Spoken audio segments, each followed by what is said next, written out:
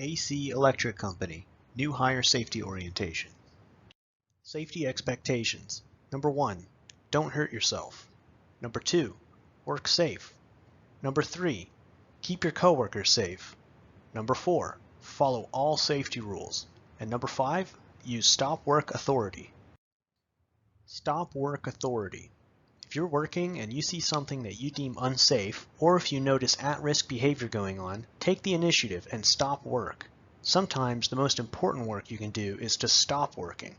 Every AC employee is empowered to stop unsafe work. If you see something that is not safe, say something immediately.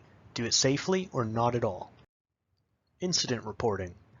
Incident reporting is critical to a successful safety program. It is important that you report immediately no matter how minor it may seem. Report the incident to your supervisor or contact your local safety coordinator. Not reporting incidents immediately can result in denial of workers' compensation benefits. Not reporting incidents can also result in disciplinary action up to termination. Job hazard analysis. Prior to starting work, take a few moments to evaluate the work area and work activity for potential hazards and discuss their controls. JHAs are required for all jobs every day. JHAs are a group effort that require input from all. Do not work without a JHA. Your foreman will enter the JHA information to AC's database. Safety Bulletins. Safety Bulletins are a weekly safety meeting held on AC project sites. These are required to be done weekly. Your foreman is responsible to conduct these and submit them. Safety Recognition. AC will issue safety coins for working safely. Working safely means participating in JHA safety bulletins and complying with our motor vehicle safety programs. Safety coins can be reimbursed for select hand tools, clothing, boots, etc. Safety coins are dispersed once a month. Safety rules. Personal protective equipment. The following PPE is required on all AC project sites. Hard hat. Safety glasses. Gloves. High visibility vest or shirt. Shirt with sleeves. Pants. And work boots. AC will issue you a hard hat, or you can choose to wear your own. Hard hats cannot be worn backwards. Hard hats cannot have holes drilled in them or any other non-approved upgrades. Your name must be placed on the front of your hard hat. AC will issue you dark and clear safety glasses. Safety glasses must be worn while working on AC project sites. Safety glasses must be Z87 stamped. Clear safety glasses must be worn in dark environments. Cut level 3 or higher gloves must be worn on all AC project sites. Gloves are to be worn at all times. AC will provide you with gloves. A high-vis shirt or vest must be worn on all AC project sites.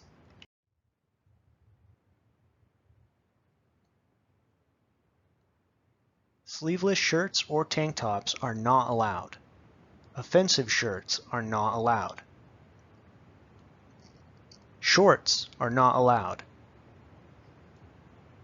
And pants cannot have excessive holes. Ankle supporting work boots are required on all AC project sites. Sneakers, loafers, basketball shoes, etc. are not allowed.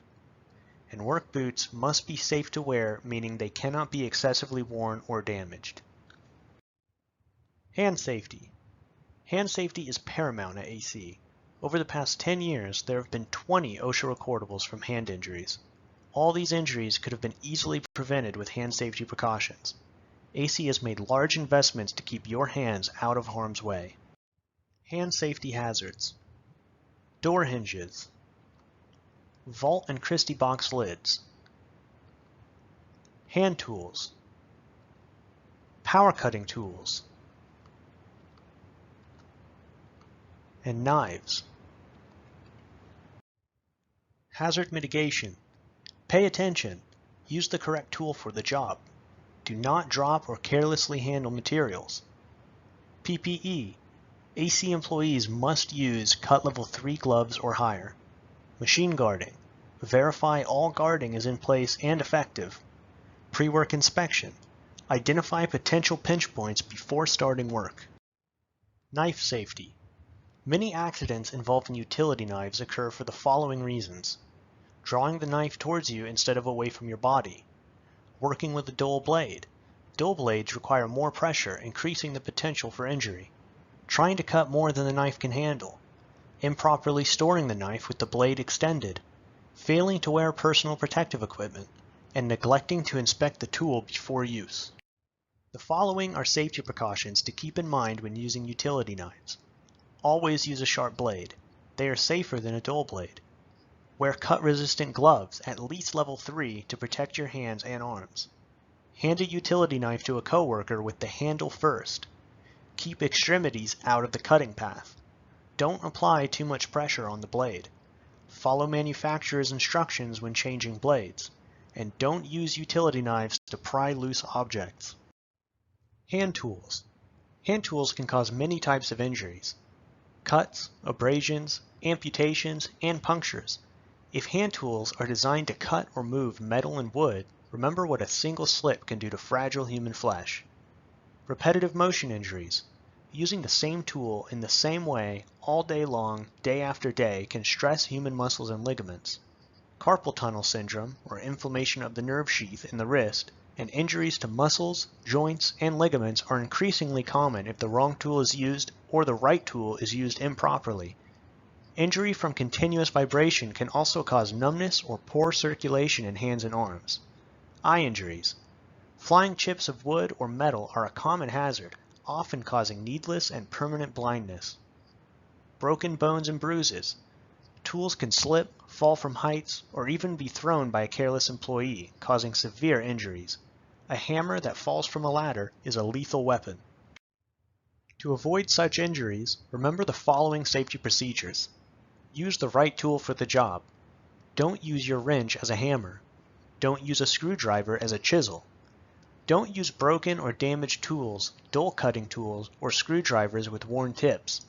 Cut in a direction away from your body. Make sure your grip and footing are secure when using large tools. Carry tools securely in a tool belt or box. Don't carry tools up ladders. Use a hoist or a rope. Keep close track of tools when working at heights. A falling tool can kill a coworker. Pass a tool to another person by the handle. Never toss it to them. Never carry sharp or pointed tools such as a screwdriver in your pocket.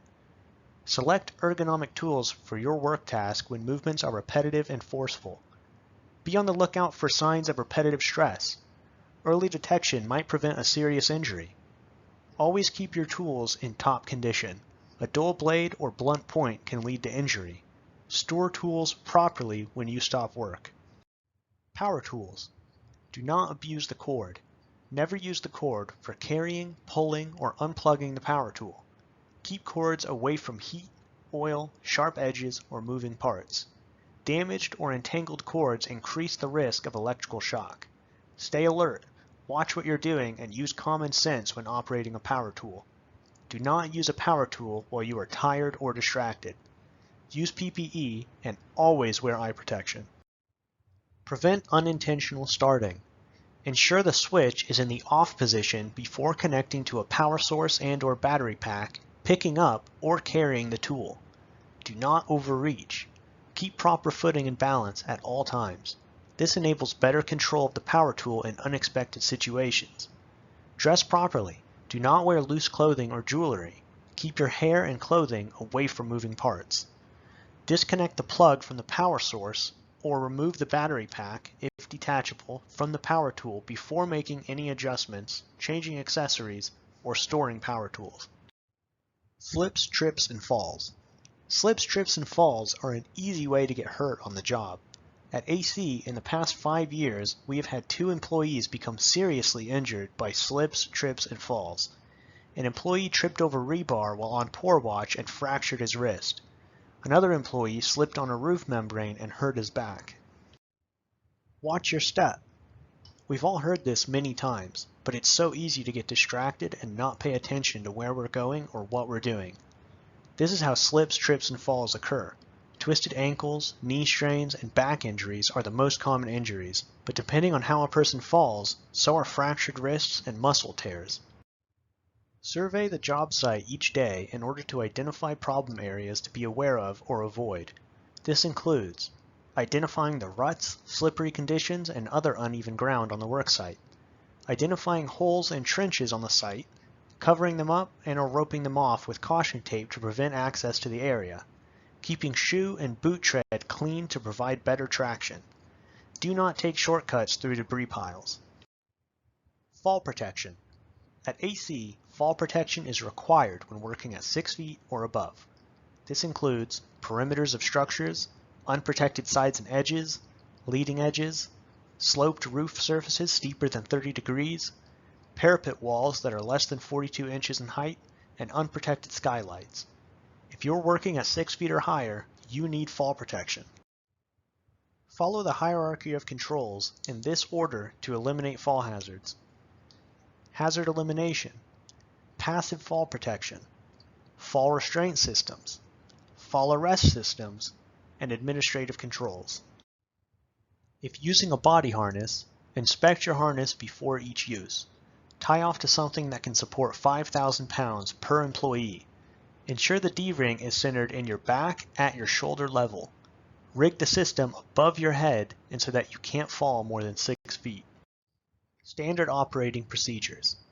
Standard operating procedures are a set of step-by-step instructions compiled by AC Electric Company to help employees safely perform critical tasks. SOPs are requirements that must be followed by all AC Electric Company employees. If you are going to perform a task that there is an SOP for, it is required that you review the SOP before beginning work. Your foreman will show you the applicable SOP on a company tablet or computer. Here's an example of the Lockout Tagout SOP. Ladder safety. Do not use unapproved methods to reach higher heights. Select the correct ladder and only use it for its designated purpose. Do not lean A-frame ladders against walls unless it is designed for that purpose. Inspect the ladder before using it and check for loose, cracked, bent, or missing steps, cracked, bent, split, or frayed rail shields, missing or not readable labels, pale shelf, top, or rung locks loose, bent, missing, or broken, spreader loose, bent, or broken, rust, corrosion, or other loose components, or defects with bracing, shoes, or rivets. Damaged ladders must be taken out of service immediately. Use a defective tool tag if necessary. Ensure that all ladder feet are on the ground. Fully open and lock the spreaders. Use 3-point contact when climbing the ladder. Do not overreach while on the ladder. Equipment Operator Certification. AC Electric Company has established an Equipment Operator Program to help ensure the safe operation of equipment, improve production, maintenance, and uptime of equipment. There are several groups of equipment with varying level of skill sets and training required. Designated Operators and Equipment Certification. Designated operators and equipment certification equipment require the employee to pass a test and have a training record on file before operating equipment. You must be certified and have proof of certification to operate equipment at AC Electric Company. Equipment certification. Equipment in this section are normal pieces of equipment in a construction setting. Under normal circumstances, they also do not take a high skill set to operate. Employees can be certified on these pieces of equipment by taking the appropriate test in Go forms. The foreman or any experienced employee can administer the test electronically via Go forms.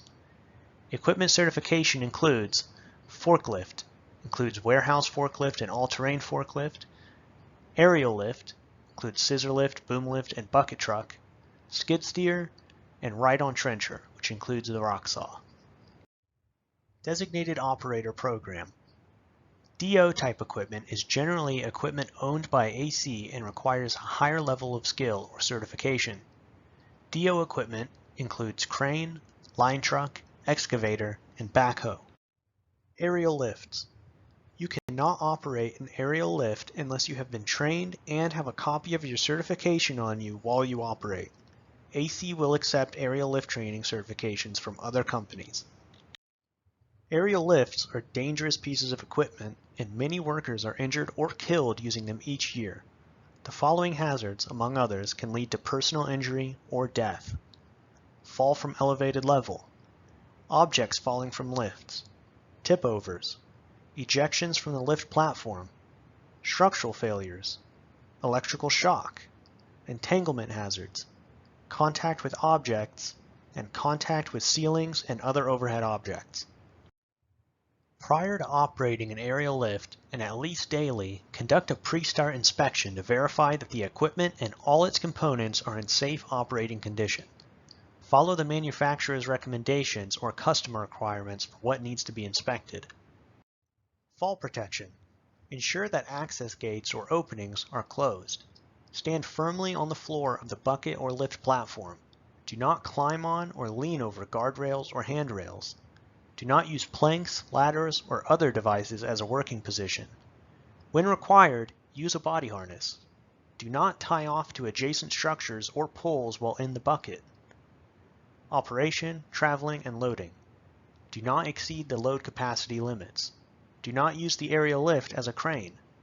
Do not carry objects larger than the platform.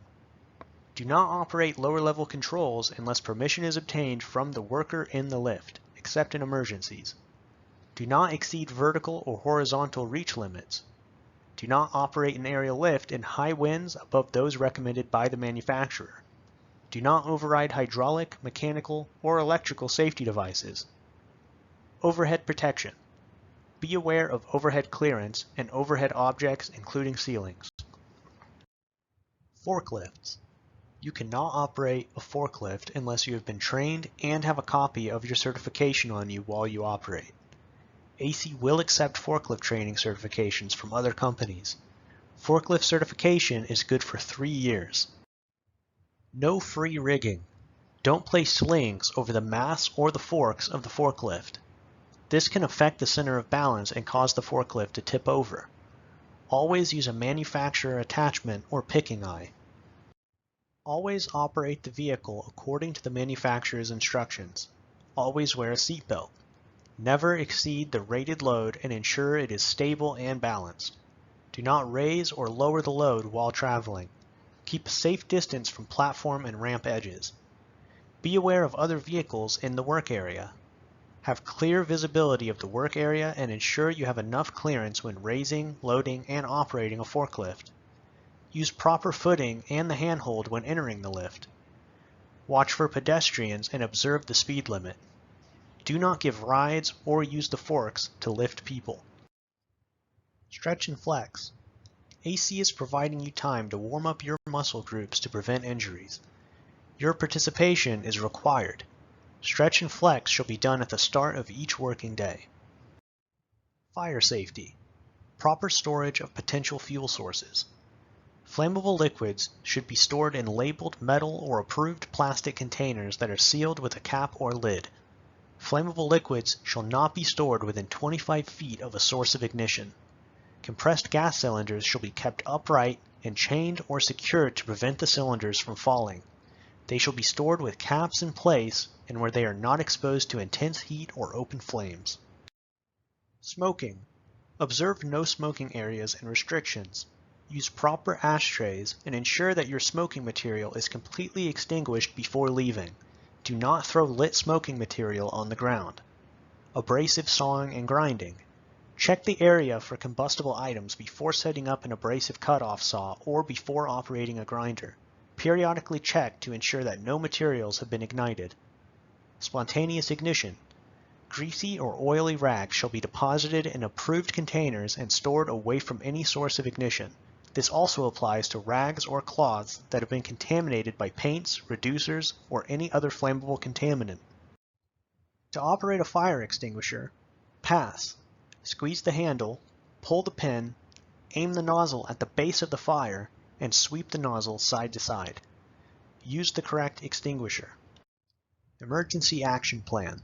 The job site foreman at the beginning of each job will establish emergency procedures and escape routes to be followed in case of an emergency and will inform his employees of these plans. Because job sites are continually changing, the foreman must periodically review the emergency procedures and inform his employees of any changes that would affect these escape routes. The foreman must pay particular attention to the location of any doors, windows, gates, ramps, loading docks, etc., which might be used as an escape route in an emergency. Excavation safety. Do not enter excavations if they are not safe. Unsafe excavations can collapse and kill you. The safety department will assist in making the excavation safe for you to enter. Pre-work inspection by a trained, competent person is required. The 811 procedure and AC 811 SOP must be followed. Excavations greater than 4 feet. Extension or trench ladder is required within 25 feet of the work being performed. Ladders must extend a minimum of 3 feet above the landing. For excavations 5 feet or deeper, protective systems, such as shoring, sloping, or benching, must be in place and access should be provided within 25 feet of work being performed. Spoils, equipment, and materials must be at least 2 feet away from the edge. Silica Awareness. Exposure to respirable crystalline silica can occur during common construction tasks such as using masonry saws, grinders, drills, jackhammers, and handheld power chipping tools, or certain other tasks, and during abrasive blasting and tunneling operations. About 2 million construction workers are exposed to respirable crystalline silica in over 600,000 workplaces. Do not drill or break concrete without using approved dust extraction controls. Heat illness prevention. AC will provide you with cool drinking water, shade for rest, and give you time to recover and take breaks. Heat illness includes heat cramps, fainting, heat exhaustion, and heat stroke. Workers have died or suffered serious health problems from these conditions.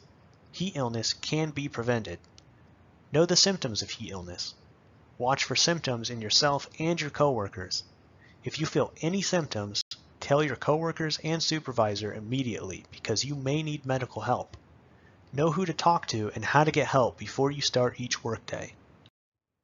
Early symptoms are fatigue, heavy sweating, headache, cramps, dizziness, high pulse rate, and nausea or vomiting. Life-threatening symptoms include high body temperature, red, hot, dry skin, confusion, convulsions, and fainting. Tell your supervisor if you are new to working in the heat or have had heat illness before. Stay alert to the weather. During a heat wave, you are at a greater risk of getting sick. You need to watch yourself and your coworkers more closely and may need to drink more water, take more breaks, and use other measures. Drink enough cool, fresh water. Drink at least 1 8-ounce cup or 3 cones every 15 minutes during your entire work shift. Do not wait until you are thirsty to drink water. Do not drink alcohol. Avoid coffee and choose water over soft drinks. Take rest breaks in the shade to cool down. Wear proper clothing. Loose-fitting, lightweight, and light-colored cotton clothes, a wide-brimmed hat or cap, and a bandana. Talk to your doctor if you have illnesses like diabetes, are taking medicines, or are on a low-salt diet. Substance abuse. You must follow AC and IBEW substance abuse programs. Drug testing will be conducted for pre-employment, post-accident, and for reasonable suspicion. Do not drink on the job or operate AC vehicles after consuming alcohol. This includes medications that may cause drowsiness. Hazard communication. Chemicals in the workplace can pose a wide range of immediate and long-term hazards to worker health and safety. Cal-OSHA's Hazard Communication Standard, commonly referred to as HAZCOM, is a set of rules designed to ensure that workers are properly informed about the chemical hazards they face on the job.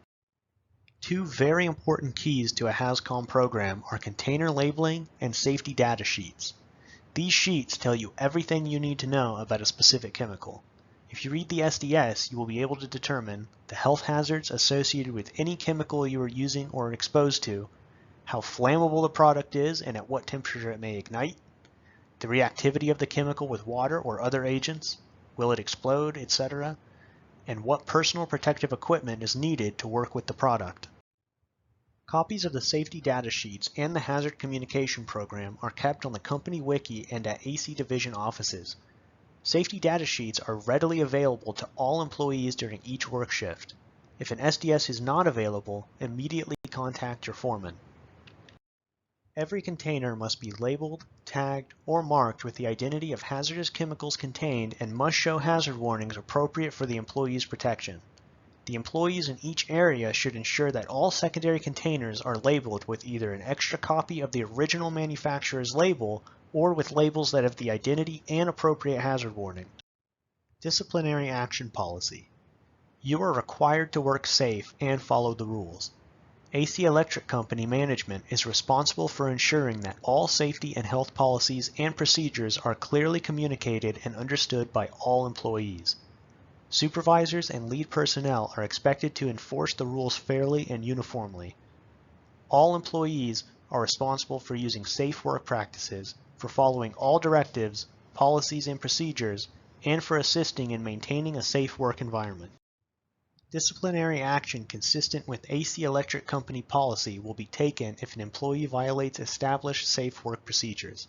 This may include verbal or written reprimand and up to time off without pay or termination based on the severity of the noncompliance. AC Electric Company will recognize compliance and will discipline the noncompliance of safety practices. Disciplinary action will also occur when customer safe work procedures are violated. Workplace conduct.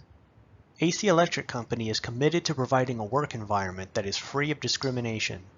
In keeping with this commitment, the company maintains a strict policy prohibiting unlawful harassment in the workplace, including sexual harassment. Unwelcome sexual advances, requests for sexual favors, and other verbal, physical, or visual conduct of a sexual nature constitutes unlawful harassment. Horseplay and practical jokes are not allowed on the job. Any employee who believes he or she has been harassed by a coworker, supervisor, or any other person should first tell the harasser to stop the unwanted behavior. If the unwanted conduct continues, promptly report the facts of the incident or incidents and the names of the individuals involved to Human Resources or to your supervisor, department head, manager, and/or an officer of the company within 10 working days of the incident. Housekeeping. Return material and tools to proper place when through with them. Keep tools, materials, and equipment out of walkways and off of stairways. Wipe up spilled oil, water, paint, or other liquids which might cause slips or falls. Don't use gasoline for cleaning purposes. Remove or bend down nails in scrap lumber or remove lumber to storage or scrap piles. Throw trash and scrap in proper waste containers. Segregate all items that are waste and items that can be reused or recycled. Project waste, trash, and other scrap shall be taken into consideration when prepping for a job. Employees must be trained per job site on the proper disposal method for waste materials. If hazardous materials are present, proper training shall be issued on disposal. Recycling of waste materials shall be considered for every job site. All waste shall be properly stored and handled in order to minimize potential for spills or environmental impact. All bins for waste shall be properly covered to control materials from flying away or spilling onto the job site. Electrical shock. AC employees do not perform work hot. Only qualified persons shall work on electrical equipment or systems. Only qualified persons shall be permitted to perform any function in proximity to energized electrical parts unless accidental contact has been suitably guarded against. The qualified person shall be familiar with the proper use of PPE, work practices, use of insulated tools, and insulating and shielding materials. Report any obvious hazards to life or property observed in connection with electrical equipment or lines immediately. When electrical equipment or lines are to be serviced, maintained, or adjusted, make sure necessary switches are opened, locked out, and tagged as required by company policy. Make sure portable tools and equipment are grounded or of the double insulated type. All tools shall be non-conductive when working on or around electrical equipment. Extension cords being used must have a grounding conductor. Electrical equipment and wiring must be protected from mechanical damage and environmental deterioration.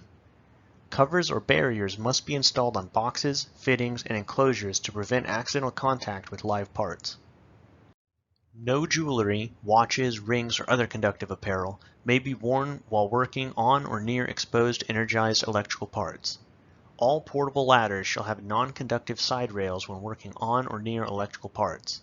If working on electrical parts in an enclosed or confined space, protective shields, barriers, or insulating materials shall be used to protect personnel and/or other equipment. Proper lighting must be utilized when working on or near exposed energized parts and electrical equipment. When work has been completed, All PPE, tools, and temporary barriers must be removed and all permanent barriers or covers reinstalled. Ergonomics. You are not allowed to lift more than 50 pounds per person. Don't lift beyond your capacity. Get help with awkward or heavy materials. Inspect the object for sharp corners or nails before lifting. To lift, bend your legs, keeping your back straight, and hold the object firmly and close to your body.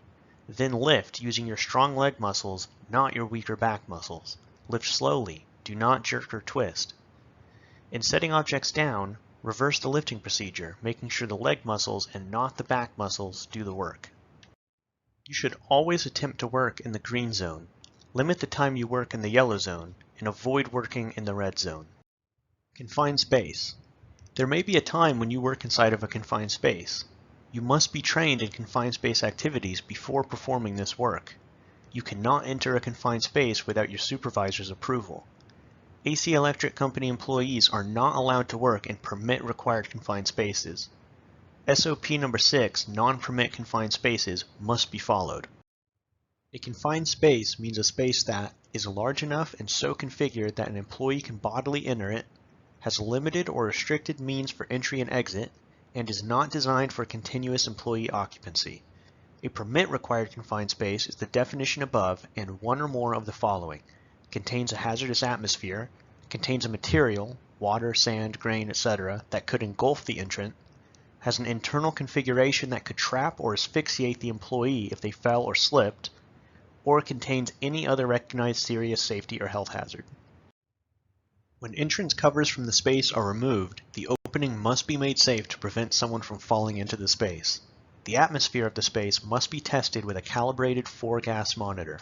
Continuous forced air ventilation must be used in the space. A safe method of entering and exiting the space must be used, tripod, ladder, etc. A confined space evaluation form must be completed prior to entering the space. If the space is dark, there must be adequate task lighting. The attendant or foreman must be trained in CPR and first aid. If the space entrant is not in direct line of sight of the attendant, then adequate communication must be used. Lockout Tagout. When working on equipment that has the potential to hurt you, you must perform lockout tagout. After the circuit has been isolated from its energy sources, install a lockout device on the switches and controls. You must also place a lockout tagout tag on the lock. You cannot simply turn off a breaker and lock a panel. SOP number 3, lockout tagout, must be followed. If more than one employee will be working under lockout tagout, group lockout tagout must be followed.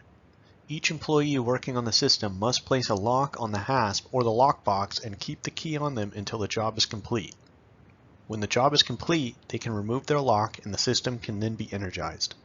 Once the system has been shut down and locked out, test and verify must be done. Ensure meter is properly rated and currently certified. Prior to the test, confirm that the meter is working properly on a known source of energy. Perform the test at the isolation point, then test the meter again on a known source of energy. Test equipment to ensure the absence of voltage and an electrically safe working condition. Motor vehicle safety. Many employees operate AC-owned motor vehicles as part of their jobs. Employees are required to operate vehicles safely at all times. You must verify that you are allowed to operate an AC vehicle by asking your foreman. You must hold a valid California driver's license in order to drive. You also cannot have too many moving violations. If you are not allowed to drive a vehicle, you will be required to sign a Do Not Drive memo. If you sign a D&D and operate a vehicle, you will be terminated. You must follow all speed limits and laws. AC vehicles are not to be used for personal use. AC vehicles are equipped with telematics and will alert us when you drive unsafe. Appropriate discipline will be followed when you drive unsafe. AC vehicles are also equipped with cell phone blockers that will block your company phone while the vehicle is in motion. Do not talk on a cell phone while driving. Immediately report all accidents, no matter how minor. Drivers must make every effort to park the vehicle so that when leaving the parking space, the vehicle can first be driven in a forward motion. Whenever possible, all vehicles should be parked using the first move forward options in the following order: pull-through parking, back-end parking, and front-end parking. What is valley fever? Valley fever is caused by a microscopic fungus known as Coccidioides imidus, which lives in the top 2 to 12 inches of soil in many parts of the state. When soil is disturbed by activities such as digging, driving, or high winds, fungal spores can become airborne and potentially be inhaled by workers. While the fungal spores are more likely to be present in the soils of the Central Valley, they may also be present in other areas of California. How can valley fever be prevented? While there is no vaccine to prevent valley fever, the following steps are important to take in order to limit risk. Adopt site plans and work practices that reduce workers' exposure, which may include: minimize the area of soil disturbed, use water-appropriate soil stabilizers and/or revegetation to reduce airborne dust, stabilize all spoil piles by tarping or other methods, provide air-conditioned cabs for vehicles that generate heavy dust, and make sure workers keep windows and vents closed. Suspend work during heavy winds. When exposure to dust is unavoidable, provide NEOSH-approved respiratory protection with particulate filters. Take measures to reduce transporting spores off-site, such as clean tools, equipment, and vehicles before transporting off-site. Train workers and supervisors about the risk of valley fever, the work activities that may increase the risk, and the measures used on-site to reduce exposure. Also train on how to recognize valley fever symptoms. What work activities increase the risk of valley fever? When fungal spores are present, any work activity that disturbs the soil, such as digging, grading, or other earth-moving operations or vehicle operation on dirt roads, can cause the spores to become airborne, therefore increasing the risk of valley fever. All workers on sites where the fungus is present and who are exposed to dusty conditions and wind-blown dust are at an increased risk of becoming infected. Wildfire smoke safety. Although there are many hazardous chemicals in wildfire smoke, the main harmful pollutant for people who are not very close to the fire is particulate matter, the tiny particles suspended in the air. Particulate matter can irritate the lungs and cause persistent coughing, phlegm, wheezing, or difficulty breathing. Particulate matter can also cause more serious problems such as reduced lung function, bronchitis, worsening of asthma, heart failure, and early death. People over 65 and people who already have heart and lung problems are the most likely to suffer from serious health effects. The smallest and usually the most harmful particulate matter is called PM2.5 because it has a diameter of 2.5 micrometers or smaller. Employees have the right to seek medical treatment for any illness and injury related to wildfire smoke exposure.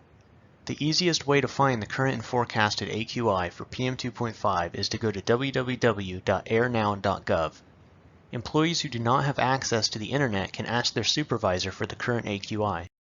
If employees may be exposed to wildfire smoke, then AC is required to find out the current AQI applicable to the worksite. If the current AQI for PM2.5 is 151 or more, AC is required to check the current AQI before and periodically during each shift, provide training to employees, lower employee exposures, and provide respirators and encourage their use. AC will alert employees when the air quality is harmful and what protective measures are available to employees. AC will encourage employees to inform their employers if they notice the air quality is getting worse or if they are suffering from any symptoms due to the air quality without fear or reprisal. AC's communication system is verbally while on the job. AC will take action to protect employees from PM2.5 when the current AQI is 151 or greater by locating work in enclosed structures or vehicles where the air is filtered, changing procedures such as moving workers to a place with a lower current AQI, reducing work time in areas with unfiltered air, increasing rest time and frequency and providing a rest area with filtered air, and reducing the physical intensity of the work to help lower the breathing and heart rates.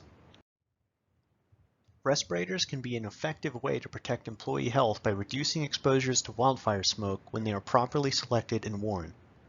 When the current AQI for PM2.5 is 151 or greater, AC will provide employees with proper respirators for voluntary use. If the current AQI is greater than 500, respirator use is required. A respirator should be used properly and kept clean. The following precautions shall be taken. AC will select respirators certified for protection against the specific air contaminants at the workplace. Surgical masks or items worn over the nose and mouth will not provide protection against wildfire smoke. An N95 filtering facepiece respirator is the minimum level of protection for wildfire smoke. Read and follow the manufacturer's instructions on the respirator's use, maintenance, cleaning, and care. Do not wear respirators in areas where the air contains contaminants for which the respirator is not designed. Injury and Illness Prevention Plan. The Injury and Illness Prevention Program is an important written workplace safety program. Cal OSHA requires every employer to develop and implement an effective IIPP. An effective IIPP improves the safety and health in the workplace and reduces costs by good management and employee involvement. The IIPP is stored electronically on the company network and at all AC offices. If you would like to see it or request a copy, contact your supervisor. The 8 required Injury and Illness Prevention Program elements are responsibility, compliance, communication, hazard assessment, accident exposure investigation, hazard correction, training and instruction, and record keeping. Employee Assistance Program. AC has a long history of working with employee assistance program providers. The purpose of an EAP is to offer a new perspective when we are faced with unusual problems or situations that we just don't know how to deal with. An EAP does not provide long-term help, but is a means of offering short-term assistance to employees and their families when they need someone to talk to and maybe they just don't know where to turn. Our EAP is completely confidential and is free of charge to the employee and their immediate family.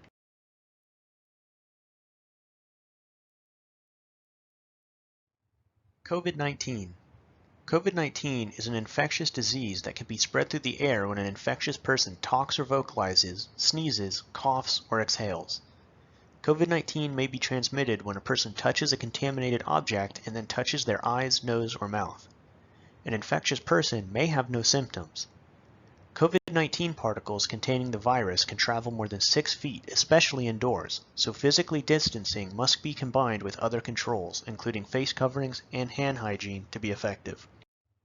COVID-19 symptoms. People with COVID-19 have had a wide range of symptoms reported. These range from mild symptoms to severe illness. Symptoms may appear 2 to 14 days after exposure to the virus. People with these symptoms may have COVID-19.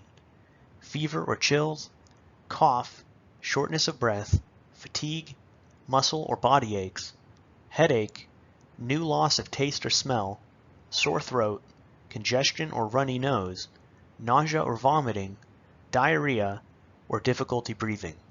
If you have these symptoms, do not come to work.